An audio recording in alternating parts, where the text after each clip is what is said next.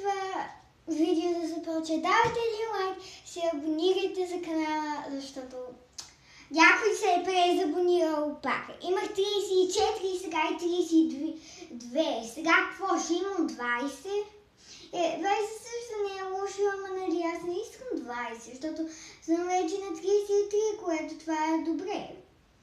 Иначе абонирайте се за канала, защото много ми трябва.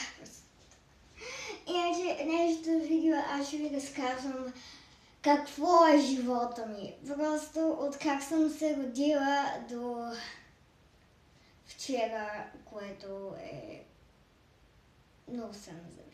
Знам какво мислих! Иначе да, абонирайте се за канала, както бях казала, и да започнем това лудо видео. Първо, майка ми реши да отиде в Англия и там си прекара училището, което беше така, както аз бях. И по интернет се запозна за баща ми, който е Ака Клайв Гом. Ака е на фамилията на мен. И майка ми се чувства се не толкова добре. Отида до доктора и каза, че е бременна. После видяха, че е момиче, което е Ака е мен. Ака е Алис. И иначе майка ми и баща ми бяха говорили как да се казва бебето момиче. И татко ми реши да се казва Алиса. Ама не искам да ми викат Алисия като една грозна жена. И решиха да ми викат Алис или Али. И после тя се върна в България. И там с леля ми бяха говорили как да бъде такова. Как да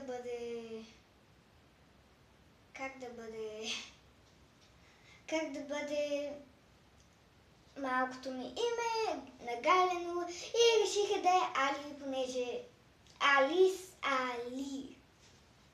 Даде ми смисъл? Добре, и после след колко месеца, на 17 юли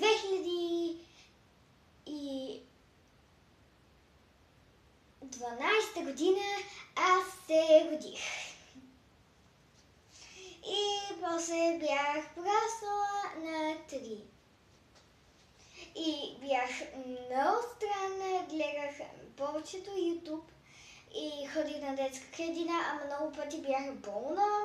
И също по едно време помня, че бях проблемна. Да, ние имаме 2 проблемни хора от моя класа. После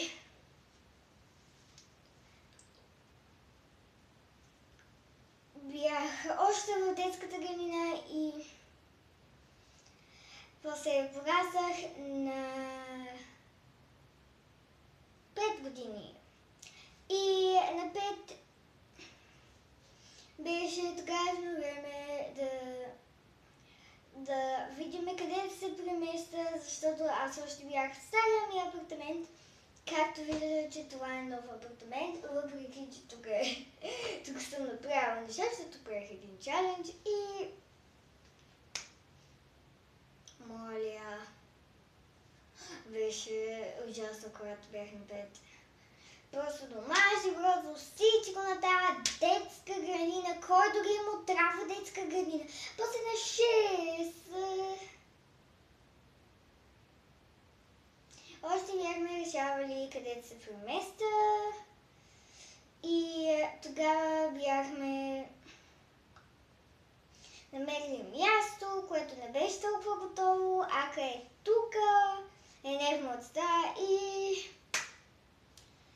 решихме там да се преместим и после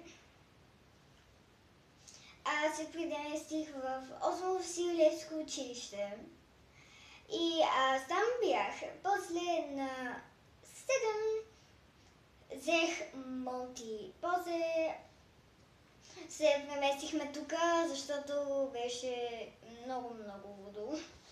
Просто апартаментът не беше толкова красив, много пъти правихме много пъти ремонти и също имаше една лоша жена до мен и само викаше "Денца да раззамбашенеса". Жегом се не е казала така. Да, но беше супер луда. Въпреки, че тук живее едно бебе точно до стаята ми. Което е много ужасно, когато само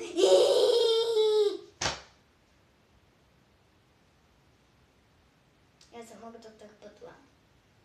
Иначе си бях преместила, Монти беше удоучишил с местата, защото беше лудо преместването и после отидохме, после се настанихме тук и това повечето беше живота ми.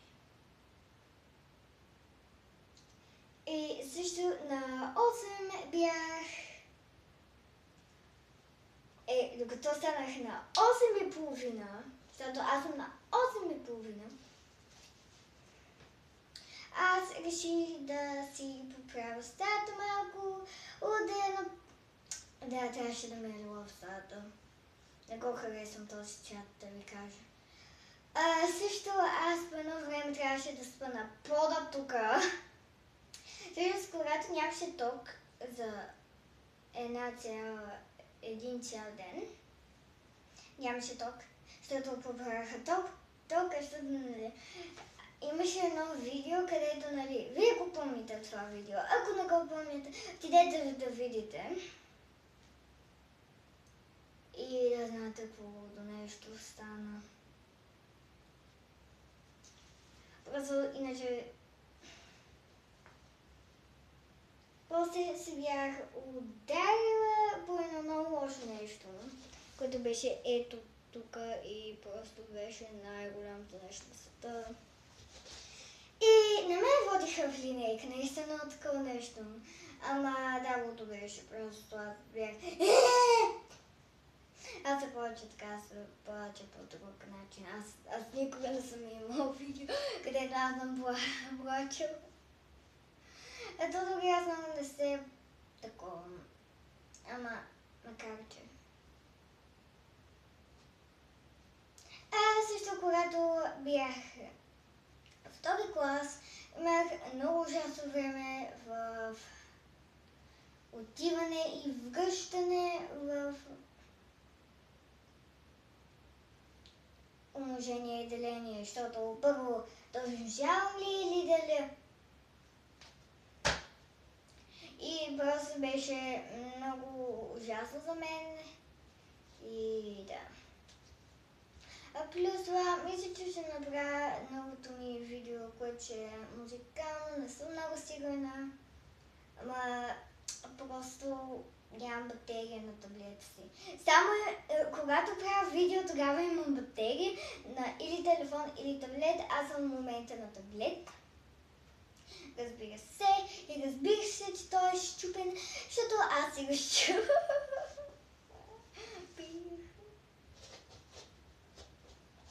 Иначе да. И ако искате да видите Монти, абонирайте. Така че да,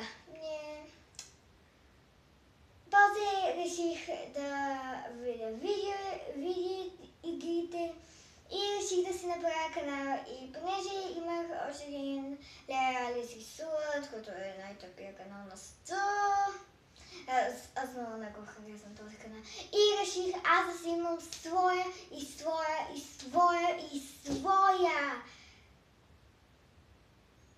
свой канал и свои неща, които аз мога да си правя. Не, например, музикално видео, после някакво друго видео, после да правим някакъв чалендж, където и после Лея само да казва мгази котки.